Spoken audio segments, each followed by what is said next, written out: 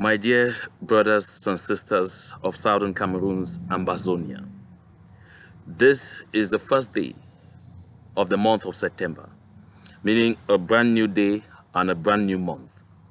And it is also a very important turning point in our struggle for the restoration of the independence of the Southern Cameroons.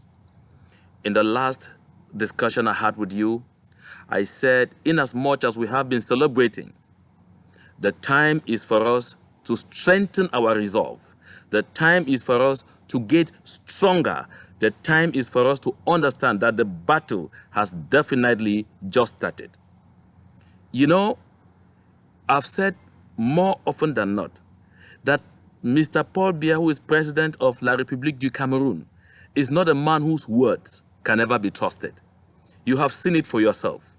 They came up and they announced triumphantly that they were discontinuing all proceedings against all the Southern Cameroonians that were arrested. Although they came up with some kind of ambiguity and mentioned 3 names and said and others, we all already started suspecting, but we wanted to give him the benefit of doubt that they were going to release everybody. But you have all seen for yourselves that our own Mancho Bibixi, the leader of the Coffin Revolution, has not been released. You have seen for yourselves that Mr. Penterens, alias Senator, Vice Principal of CAS Bambili, has not been released, yet they say schools should resume. You have seen for yourself that Mr. Patrick Ndango and all the others who were identified in an underground cell have not even been mentioned anywhere. You also know that there are many more people too who were arrested and detained in prisons in Boya. They have not been mentioned. In as much as we know that there are about 27 left at the Yaoundé Central Prison, and that there are 12 underground at SAID, and that there are many more scattered here and there, my dear brothers and sisters, it is an indication that even this single condition we thought Mr. Biya was about to respect, that is the unconditional release of all our brothers and sisters, of all those detained, has not been respected to the fullest. Yes, Mr. Paul Biya continues to play games with us. He wants the United Nations and the rest of the entire wide world to know that he has freed all those who were arrested. But yet this is what is mentioned, that Senator Penn, Mancho Bibixi and the others are kept behind because there is evidence that the 27 of them caused disorder, that the 27 of them were involved in violence. But all of us know that Mr. Penterens was picked out of his car at mile 4 when he was driving in from school in Bambili.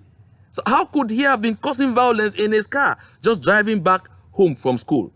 Whereas the true story is that he was picked up because he had a t-shirt on carrying the inscription "We Bar Force." Dear brothers and sisters, this has dragged on for too long. This kind of deception has gone on for too long.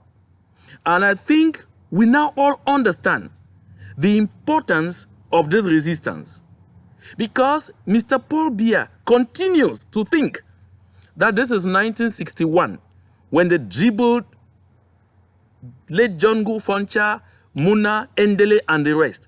Yes, they're thinking that's 1961. They're thinking that's 1972, where they deceived our people to choose between we and yes. They are still thinking that this is 1984, when unilaterally Mr. Paul Biya picked his pen and changed the name of the country and reverted to La République du Cameroun, and people stayed quiet. Mr. Paul Biya is still thinking that maybe this is 1990, when people asked for total freedom and he handed down cosmetic freedom. He is thinking that it is 1992, when he was defeated at the presidential election by Mr. John Frundi, and he declared a state of emergency in Bamenda, put Mr. Frundi under house arrest, and the Supreme Court judge announced that his hands were tied because he has seen irregularities, but went ahead to proclaim fake results simply because Mr. Frundi was an Anglophone. Yes, and so he stifled him and was able to subdue everyone. No, this is not 1992. Mr. Paul Biya is thinking that this is 2008, when young people got up, spurred by hunger, pushed by hunger. They went on the streets and complained. This was following the Arab Spring, Mr. Biya brought out all the war weapons imaginable and placed them in all of the main road junctions in Yaoundé and Douala and frightened everybody back into submission. Mr. Paul Biya, this is not 2008. This is 2017. And let it be clear to the President of the Republic of Cameroon, I mean La République du Cameroun, Mr. Paul Biya, you are not dealing here with sexagenarians, nonagenarians, and octogenarians. No. You are dealing here. I wanted to say sexagenarian is a bad word, it's a French word that just skipped in, and you see this is one of those bad things that we have picked up for 57 years. So I want to say with nonagenarians and octogenarians, you are not dealing with them. You are not dealing with people whose future is behind them. You are dealing with people whose future is ahead of them. That means that a good majority of those involved in this struggle are young people who are still seeking their future. So they will never, ever mortgage that future. You have used our parents, grandparents, and great-grandparents whose future is behind them for a long time to deceive us. The time for us to say no definitely to it is now. And you have seen it. Mr. Paul Biya, I'm convinced that from the 9th of January, you realized that all those chiefs you gather usually in the Southwest and say they should send in motions of support no longer speak for Southern Cameroonians. You realize that all those funds you gather in the Northwest to go and sit down and clap for you, or who even made you fund of funds, they don't speak for Southern Cameroonians anymore. You certainly realize that all those your senators, parliamentarians, or directors and all other gather up there no longer speak for Southern Cameroonians. I'm sure you can go back to YouTube and pick up the video where Barrister Kongo Felix Agbobala, our president of the consortium, where Mr. Tassan Wilfred, programs coordinator of the consortium, where they told you that from Monday the 9th of January, we are going to know who calls the shots in Southern Cameroons. At the time, they said West Cameroon because we're thinking then differently. From that moment until today, it is clear to everyone, and I guess it's also clear to you, that none of those your henchmen call the shots in Southern Cameroons. Let them send you 1 million motions of support. It wouldn't change anything.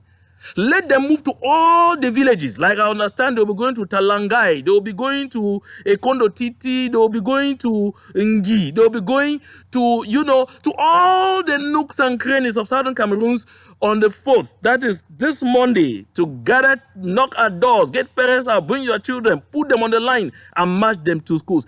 All those, Mr. Paul Biya, will not work. You cannot win a war against determined Southern Cameroonians. This war you are facing is against Southern Cameroonians. It's not against a bunch of people who can be bought anyhow, who can sell their consciences to the devil just anyhow. Mr. Paul Biya, no. Until you release all Southern Cameroonians abducted, right down to the last one, because even as we speak, they are still arresting. Yes, and you think you can deceive the entire wide world. True. I'm sure a good lot of you heard the reaction of the Secretary General of the United Nations. Yes, some have misconstrued it to mean that the United Nations has taken side with Mr. Paul Biya. That's not true. The Secretary General of the United Nations acted upon the press release he had before him. Just like a good lot of us looking at that press release said, okay, let us just take it at face value. I'm sure the Secretary General of the United Nations, at this point I'm talking to you, is already informed. Yes, because we have people who give him minute-by-minute information that that press release was a scam.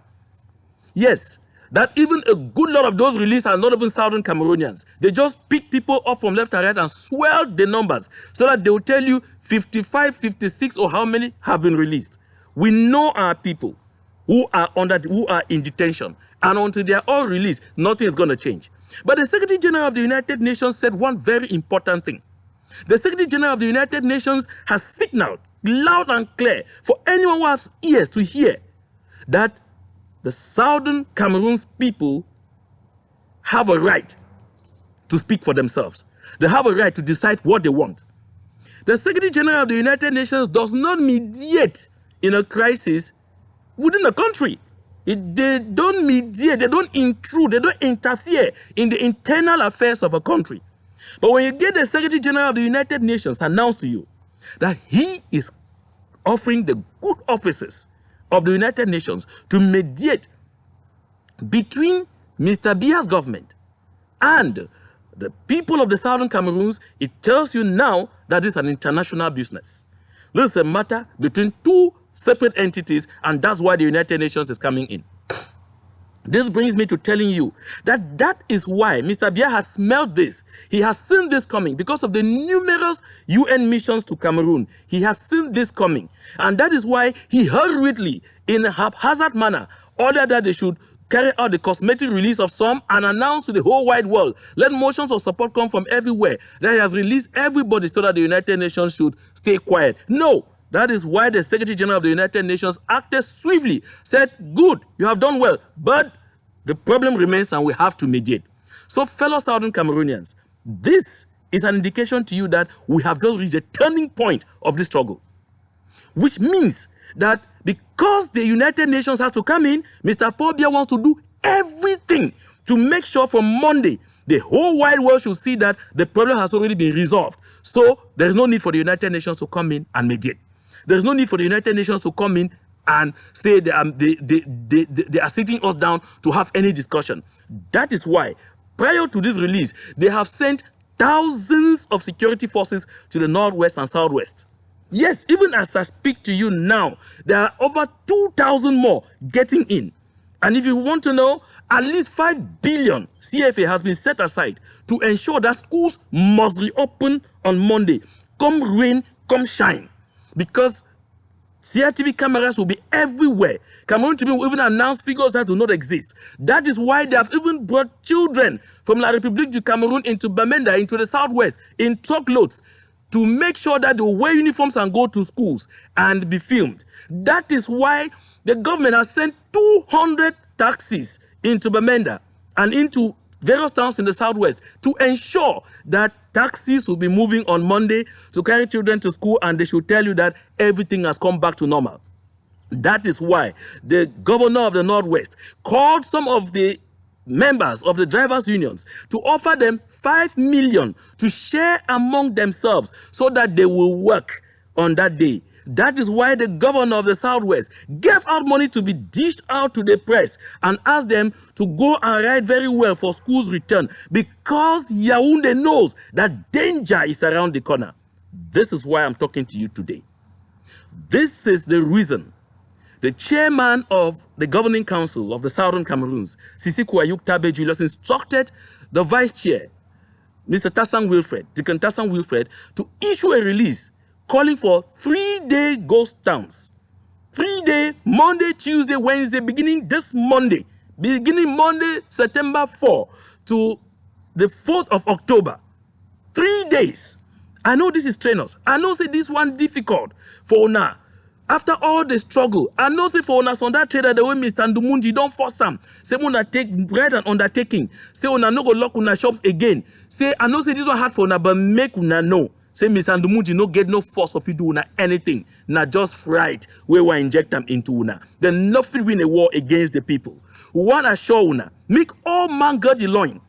Una know?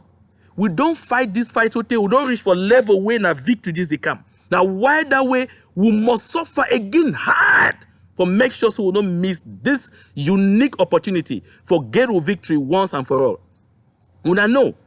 This one day like woman way don't go for water, carry water for head, the water heavy so but you don't struggle stay carry for the remain 3 steps may enter me they put down that water. He say I don't tire. He throw it down, that bucket is scatter with all the water go. They be not in vain we don't labor, will not feel suffer for nothing.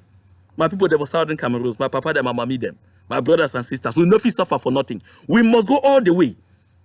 Una know, I want to make Una see some particular image. Sometimes they all with the watch mountain race. Una be see God love Gapsibwin. He run mountain race he don't he can't go be first. But just before the finishing line, some meter before the finishing line, he fall. Now tiredness will make it fall. CRTV will show that image strong. But that way for it be remain for down. No. All we see God love Gapsibwin creep. Waka bele crow bele sote. He finally crossed that line for number 3 position. Now for sure una say endurance the pay. Gapsibwin be siam. Say if he just remain for down, say no, I don't tire. He go lost all what he don't work for. Now, the example that we'll get for Kopian, yes, I remember, Fonecheke named it the historic role. That is the example we must follow. Dear people of Southern Cameroons, the stakes are too high. The stakes are too high for anybody to play around. The chairman of the governing council of the Southern Cameroons has spoken. Everyone has spoken. This is the final turning point, and we must not stumble. Some people that don't really go around say that they talk say yes, as Bala don't come also, they celebrate for Barrister Nkomo Felix Agbobala a house because government don't promise say they go appoint Deputy Secretary General for Presidency of the Republic for replace late Peter Agbotabi way Ibida. Me wanna stop for spoil Barrister Nkomo Felix Agbobala in name. Barrister Nkomo Felix Agbobala is an honorable man. That man put his life on the line for the people of Southern Cameroons, for your freedom, for my freedom. He, Fontem, and all the others, they have never faltered. Even through the hard moments that they went through, they have not faltered. They will not falter. Don't mind all the rumors. Don't mind all the talks. Is Barrister Nkomo Felix Agbobala not tough enough to be president himself? Is he not qualified enough to be full-blown minister? Is he not qualified enough to be the Secretary General himself of the presidency of the Republic? In a free Southern Cameroons, we shall not devalue our intellectuals. In a free Southern Cameroons, we shall not always look for menial positions. For free Southern Cameroon, we know what they look now for second-class positions. All we qualified for be first class. So make we turn up strong. Monday, Tuesday, Wednesday, now goes down. No try come on, no send your pikin for school. No make even the least mistake. All we, even if you don't really start your so then how, crawl like Gapsibwin. Martin Luther King Jr. talk say, in this kind of situation, you don't get no chance for stop. By every means, if you no feel run, waka. If you no feel waka do it, at least creep. If you no feel creep, crawl. But by all means, more continue for the go ahead. Not be time this for tire. So on your marks, set, hula hulo. God is with us.